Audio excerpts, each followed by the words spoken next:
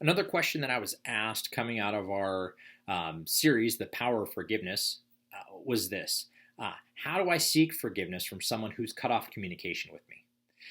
So, the first thing I want to encourage you to do is to respect the choice that they made and the boundary that they put in place in their life.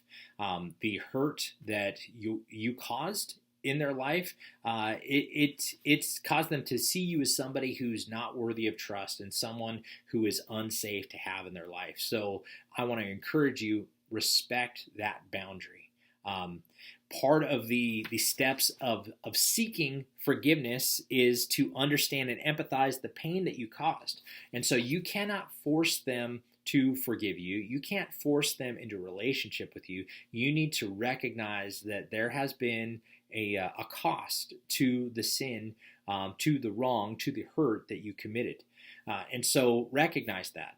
Now, if it's possible for you to write a letter to them, expressing your repentance, expressing your ownership of what you've done wrong, walking through those 7 steps of seeking forgiveness and doing that in a letter, then I encourage you to do that.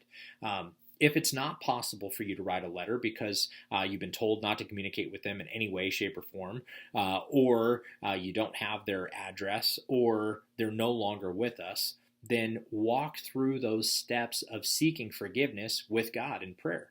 Talk with Him and invite Him into examining your heart and your life and owning all of those things and forgiving, seeking forgiveness from Him and learning to forgive yourself. A part of that process is taking ownership. And so you need to examine your life and look, are there other relationships where this unhealthy behavior or pattern or communication style or addiction is making a negative impact? And if there is, then part of making restitution, part of showing that there's, having fruit that in keeping with repentance is making a lifestyle change. And so that might mean seeking help if there's an addiction, or seeking counsel if there's an unhealthy behavior pattern that you need to get rid of, or getting into an accountability kind of relationship, and that's where having a trusted Christian friend to walk through this with will be extremely helpful. If you have any other questions about forgiveness, whether it's seeking forgiveness or granting forgiveness, make sure you email me, james@shilohcc.org, or watch the other videos that I prepared that answer the questions that I was asked coming out of this series.